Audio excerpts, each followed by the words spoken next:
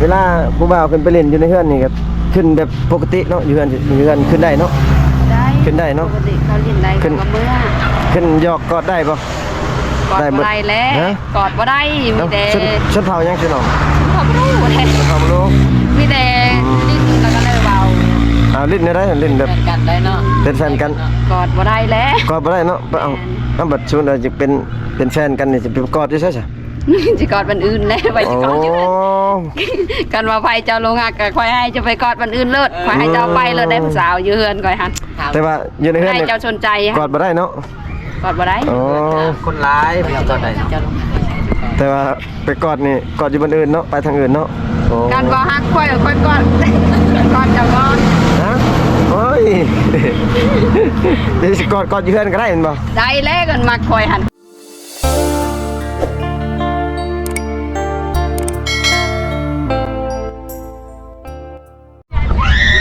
สบายดี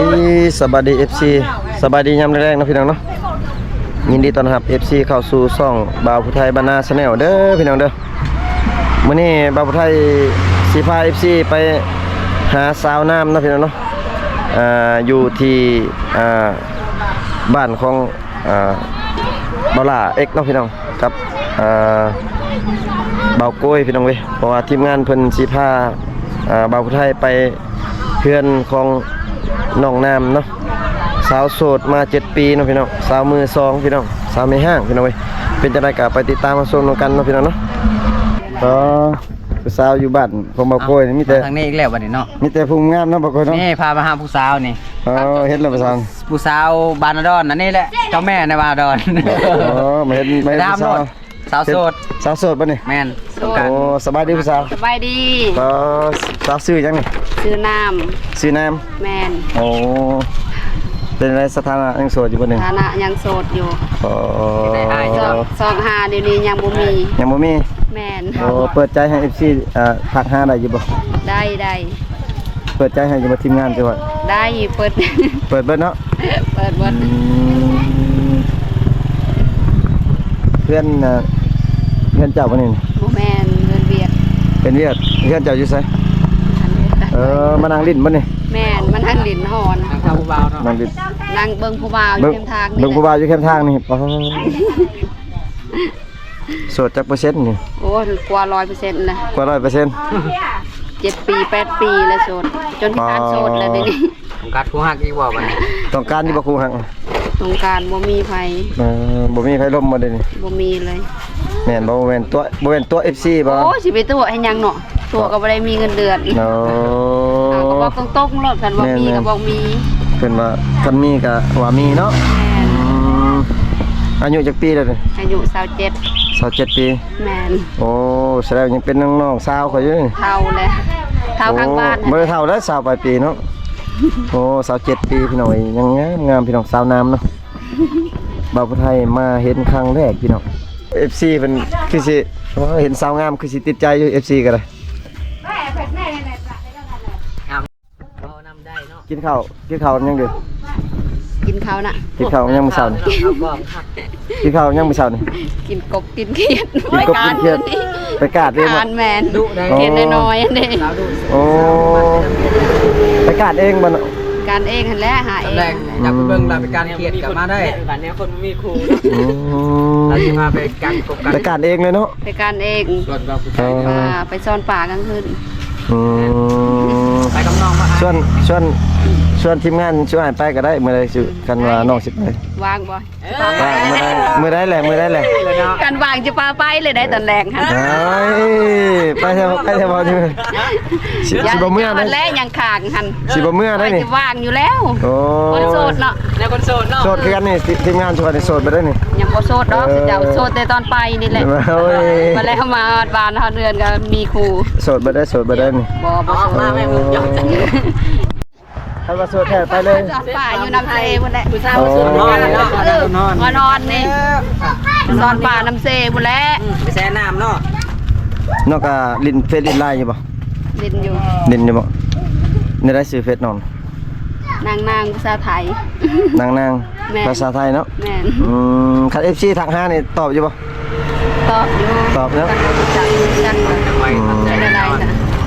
เจ้าเปิดใจให้ผู้บ่าวนี่อ่า เปิดแล้วมือเปิดแล้วที่คาดเปิดแล้ว เจ้าอันนั้นเจ้ามีสเปคอยู่บ่ผู้บ่าวมีสเปคแบบใด แบบใดก็ได้เบิด แบบใดก็ได้เบิด เขาหักแพง หักแพงเนาะ แม่น บ่เกี่ยวกับอายุบ่ บ่ได้เกี่ยวกับอายุ หน้าตาบ่เกี่ยวเนาะ บ่เกี่ยวเลยนะ คิด ตา ว่าคิดว่าแบบสเปครอเราแบบรวยไปสินะบ่ บ่ นั่น ได้ เนาะ ต้องการแบบนั้น เนาะเอาแต่ ง่ายก็ได้ น่ะ สิเมื่อบ่ดีบ่ ฮะ สิเมื่อบ่ แม่นสิเมื่อตอนแรกแล้ว มาเล่นก่อนลิ้น สาบานนอกแล้ว 7 โมง 8 โมงหันเพื่อนคอยไล่ผู้สาวนอน นอนอยู่ไสเพื่อนเจ้านี่บ่ แม่น อ๋อ วัน6 คน 7 คนบ่ได้ผู้สาวน อนอยู่เพื่อนเจ้านะ แม่น โอ้มื้อหน้าสิมานอนมื้อหน้านี่ จะได้แล้วจะเอาเมือมื้อนี้ หน้าผมหมดจะแวะ โอ้ละสิมาแล้วมื้อหน้า แวะอยู่นี่ก่อน ผู้สาวนอนหลายเนาะอยู่เพื่อนเจ้าเนาะ ไล่แหละเขามานอนอยู่นี่ อืม เป็นโสดไฟกับโสดมานอนอยู่นี่วัด ขายเครื่องบ่อยู่เพื่อนเนาะ บ่บ่ได้ขาย อืม ขายใจนั่นแหละ โอ้ยขายแต่ใจเนาะ ความโสด คิดว่าขายความหักเออ ความหักขายบ่ได้ดอกต้องการความหักบ่ได้เลย บ่มื้อหน้าทีมงานสิพาทีมงานมานอนนี่ มานอนมาเล่นเลย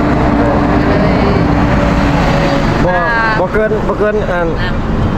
บ่เกินแต่นี่5อัน วิวตั้ง 5หลังสงกรานต์ดอก ยังจังมือไกลสงกรานต์บ่ บางคันบ่แม่นก่อนสงกรานต์กับหลังสงกรานต์สิมานอน อ้าวมื้อนี้สิเป็นหยังเด้ มื้อนี้ก็ครับ เป็นหยังจะเว้าโสดได้เนาะ ว่าโสด คันว่าโสดละมื้อนี้เลย เบิ่งนี่แต่ว่าทีมงานมันนี่ทีมงานนางถ่านี่ทีมงาน บ่ได้บ่ได้เกี่ยวน้ำเนาะค่ะเกี่ยวน้ำใจ เออ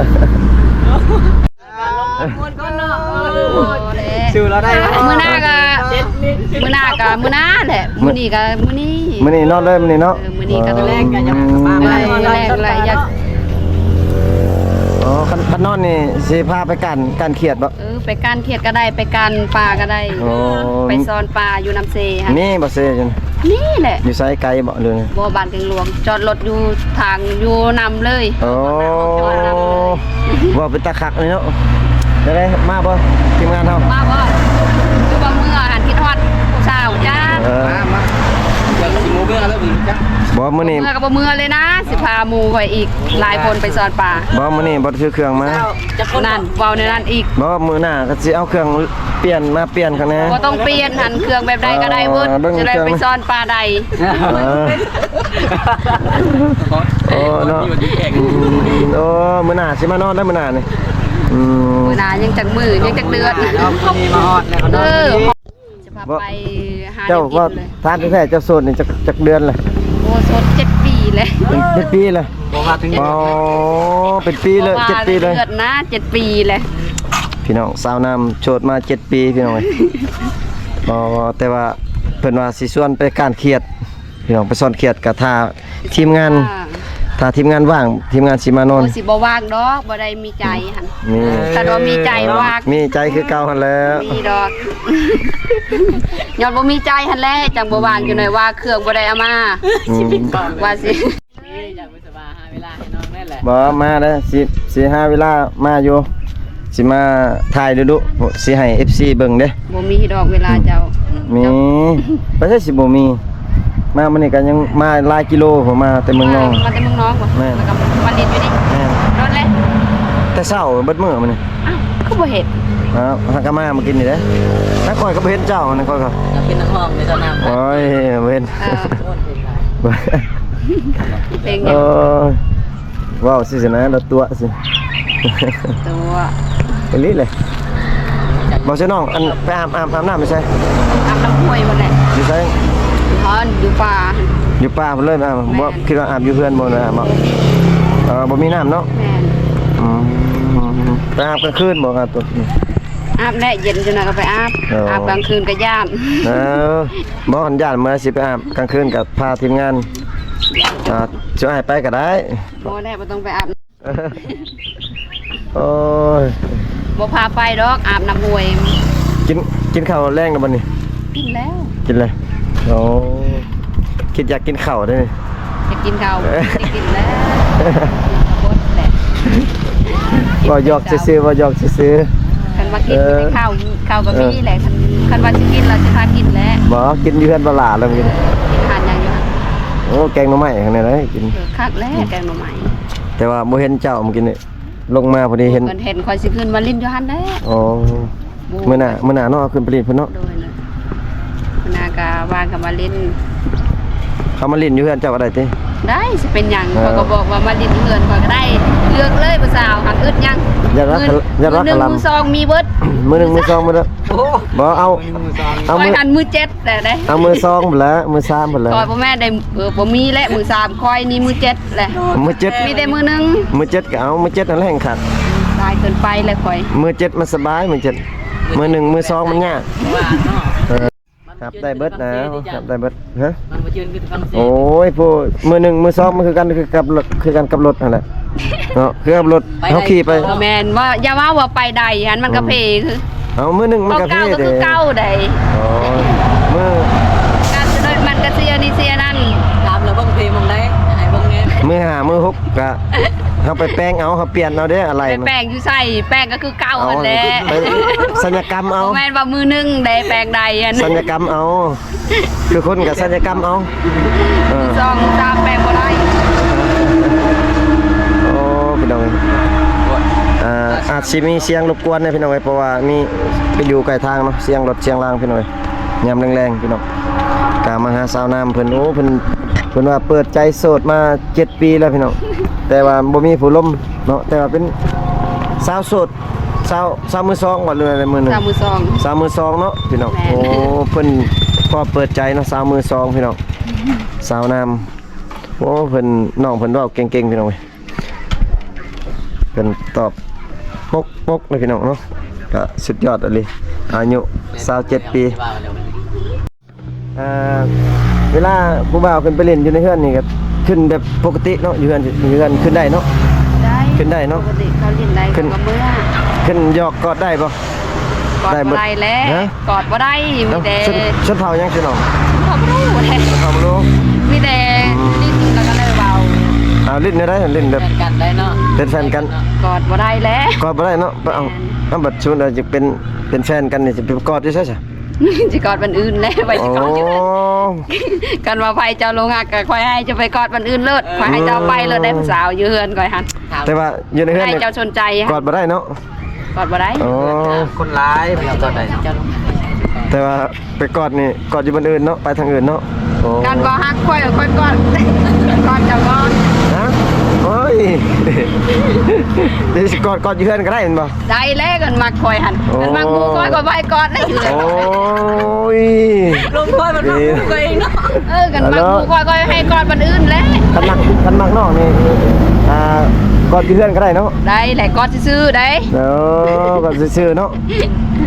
โอ้บัดจักลงลึกในอื่นนี่สับต้องบ่ได้เนาะ ในอื่นบ่ได้เลย บ่ได้เนาะ คือเก่าไปบ่อื่นอีก ไปบ่อื่นเองเนาะพี่น้องต้องเป็นไปนั่นเพราะชนเผ่าบ่รู้อยู่แต่ว่า มันต่างเนาะ มันแม่นฮิตคองเนาะฮิตคองมันต่างกัน ไรเข้ากับกอดได้บอนอื่นน่ะอันนี้เฮดชูบอย คือแถวเมืองนอกได้ แม่น แถวบ้านเจ้าได้ก่อน แต่ว่าก็ ก็บ่ได้ได้ คืออยู่เขตเมืองน้องกับชนเผ่าบ่รู้กับก็ได้อยู่แต่ว่าถ้าจะลงลึกแนวอื่นมันต้องไปทางอื่นเลยดูว่าต้องไปทางอื่นเลยแต่คือกันเนาะ ก็คืออยู่เมืองนอกหันเขากอดได้บ่ ได้คือกันแต่ว่าเฮ็ดแนวอื่นบ่ได้ลงลึก นั่นก็คือกันหันได้ แบบลงลึกนะแบบว่าจะลงน้ำบนลึกๆหันลงบ่ได้คันแบบตื้นๆสิยังได้อยู่ถ้าว่าสิยังน้ำแบบมันลึกๆแล้วมันตกน้ำแล้วสวิกน้ำมันยังสมักน้ำหั่นนะ ไปบอนอื่นแล้วอึดหยัง แม่นเขาต้องไต่บนมันสูงๆอีกขึ้นไปขนาดยังน้ำกันแบบนั้นคือกันนั่นแหละพี่น้องหินคลองประเพณีน้องน้ำถ้าว่ามีผู้บ่าวพร้อมที่จะคบหรือว่าพร้อมที่จะเอาน้องหรือว่าจะพร้อมจะแต่งงานนี่น้องพร้อมบ่ พร้อมแล้วก็อยู่ พร้อมเนาะ แก่แล้วเนาะ พร้อมโอ้ยังบ่แก่ได้3 ปี แก่แล้วข่าวข้างบ้านแล้วฮิตชนเผ่าบรูหัน พร้อมเอาเนาะ แม่คือผู้ไทยคือผู้ แต่ว่าชนเผ่ากับแปลกในชนเผ่าบรูนี่ประมาณบางอยู่เขตอยู่เมืองนอกหั่น18 ปีนี่เขาว่าเฒ่าเขาว่าเข้าเฒ่าอะไรคันว่าเขตอารมณ์แบบอันผู้ไทยนี่ รับเช้าปลายปีนี่เขายังบ่ได้เฒ่าเด้เขายังโอเคอยู่ได้เขาว่า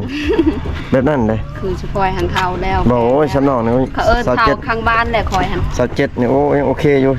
27ยังหน้าเปิ้นเวิ้นอยู่พี่น้องเอ้ยพี่น้องซ้ำมือหนึงนี่ล่ะพี่น้อง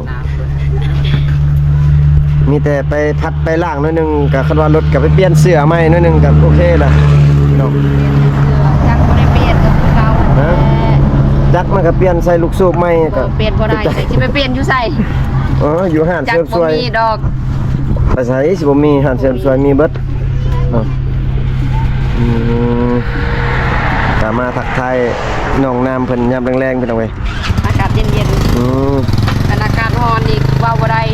อาการร้อนเว้าบ่ได้เนาะ บ่ได้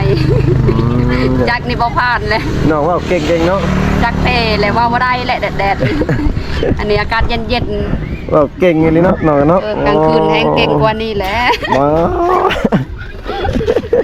โอ้ยแม่นๆๆกลางคื กัน น ให้ มา เว้า สัม เก่ง ภาษณ์ เนาะ แล้วมาสัมภาษณ์กลางคืนโลดอากาศเย็นนั่น บาท จัดไปพี่น้องจัดไปพี่น้องโอ้ อันนี้ยังฮ้อน เดี๋ยวเนาะ แม่น มื้อหน้าบ่าวไทยสิชวนทีมงานของบ่าวไทยมา โดย สัมภาษณ์น้อง การว่ามาแล้วก็มาแท้ได้ มาแท้นี่สิมาฮะ ตัว บ่าวลานี่แหละ ได้และ มาแท้เด้นี่บ่แม่นมาลิ้นเด้ เอากันเว้ามาแล้วก็เดือนใด โอ้ย วัน ประมาณ นี้ยัง มือใดจัง เอ ห อ วะเนาะ สบายจิทา ประมาณ แหละ อาทิตย์หน้าประมาณอาทิตย์หน้า สบายบ่ไปใช้ บ่ต้องไปใช้อาทิตย์หน้าเด้อ นี่ยันยากกันล่ะ ค่อยสิแชทบ่าวลาดอกสิมาลิ้น ก็เท่าไรชูเจ้าหันแบบเมื่อมันนี้วันที่14 15นี่ลิ้นอยู่เฮือนค่อยแหละค่อยดองน้องสาวค่อย อยู่ไส อยู่บ้านนี่นะ อยู่นี่บ่ดองวันที่หยัง วันที่15 วันที่15 เฮ็ดไว้บัดเสิร์ตไงนะตะบัดวันที่14มาเวียอะไรกันไหนล่ะคงว่าสุไลถึงวันที่15 มีดองอยู่บ้านเนาะมีงานดอง อยู่บ้านปีใหม่ ด้านหน้าลงมาว างบ่คันวางมันดิ้น ก็เบิ่งทั้งเบิ่งบ่าวลาแล้วคันมาบางทีก็มาลิ้นหั่นแหละมาหาน้องหั่นแหละ บ่ มาถ่าย มาเล่นก็ต้องให้เราเชิญเราบ่เชิญ อืม ให้สิกล้ามา บ่เชิญบ่ได้เลย เกินแล้วคันว่า เออ ยัง ให้ว่ะ เราบ่ว่าผู้สาวแหละ ไป เจ้าลาย สาวนี่งามตั้งงามเนาะน้องน้ำเนาะน้อง บ่ได้ นี่งาง าม มเลยเจ้าเห็นค่อยเจ้าอยู่กับปล่อยเจ้าว่าค่อยงาม บ่น้องอัน มาแล้วเจ้าเมื่อบางเทื่อก็อยู่แก้มทางเจ้าลืมแล้ว บ่ลืม นาก็อีกจะลงแล้วคนเห็น น้องอัน วันอื่น คือโสดมา7ปีเป็นยังวะ อ้าว เคยสร้างครอบครัวมาบ่เนาะ ก็เคยเลย เคยสร้างครอบครัวอยู่นี่บ่ กันว่าไล่แต่ตอนเป็นสาวหันกว่าแหละ7 ปีหันโสด อ๋อแต่ว่าสร้าง ครอบครัวแล้ว ปะกับพัวอยู่เอาพัวอยู่ไสเนาะ อยู่บ้านแกงทอง แกงทองเมืองใดอยู่นี่บ่ เมืองสิโปดนี่แหละ ทางไหนใกล้แกงทอง หรือว่า แกงหลวงบ่ บ่แม่นแกงทอง เจ้าก็ยอม อืม ว่าเราทำยังก็ พัวมารอเอา เจ้า พัว ก็ว่า มาแกงทอง ปัจจุบัน2,000 เอ้ย ว่าแต่ละเลย เราทำอันนี้ อยู่แกงทองเนาะโอ้โหได้ผ่านแสดงว่าปะอันเช่ากับพัวนี่7 ปีแล้วเนาะ7-8 ปีเป็นนึงเนาะเนาะอาจารย์จะหัวดี ผ่านตนาเลยเนาะโอ้เพิ่น ทา ว่าง มันผ่านไปแล้ว ปัจจุบันนี่เพิ่นว่าเปิดใจบ่ได้เนาะเว้าบ่ได้ยังเพิ่นว่าต้องเว้าปัจจุบันเพิ่นว่าปัจจุบันต่อไป ไป เพิ่น ไหนวะ เนาะ ฮะไปอะไรภาษาไป สิแลนไปผู้สาวอีก น้องอันน้องน้ำไอ้สิอันกลับบ่ได้บัดนี้เด้อไอ้สิเมื่อเมืองนอกได้บัดนี้สิเมื่อนำบ่ รถกับซาซา ไป เมื่อนำบ่ แหละบ่ให้เมื่อและเจ้าหัน เอาไปนั้นค่อยว่าซีลินก้อนมือนี้หันจะว่าถามบ่ได้เอามาเครื่องอีกบอกจังซี่เลย มื้อหน้าไอ้สิมานอนมื้อหน้าไอ้สิมานอน ไม่ได้วางกันเลยนอนมาลิน เด้อมื้อหน้าไอ้สิมานอนดอกมื้อหน้าเดี๋ยวมื้อนี้ว่านัดบอกเขาเจ้าว่าสิมาสิเมื่อเด้อ เลย คลิปนี้กับบ่าวผู้ไทยกับสีขอปิดคลิปก่อนนะพี่น้องเนาะบ่าวผู้ไทยกับสีขอกลับเอื้อนกับซันกลับเมืองนองก่อนพี่น้องเอ้ยเนาะก็ฝาก FC กดไลค์กดแชร์กดติดตามทั้งช่องบ่าวผู้ไทยบ้านนาชาแนลนี่เด้อพี่น้องเด้อแล้วก็ฝากเป็นกำลังใจให้น้องน้ำเฮาเนาะพี่น้องว้าวเก่งๆพี่น้องเอาบ๊ายบาย FC เด้อเนาะ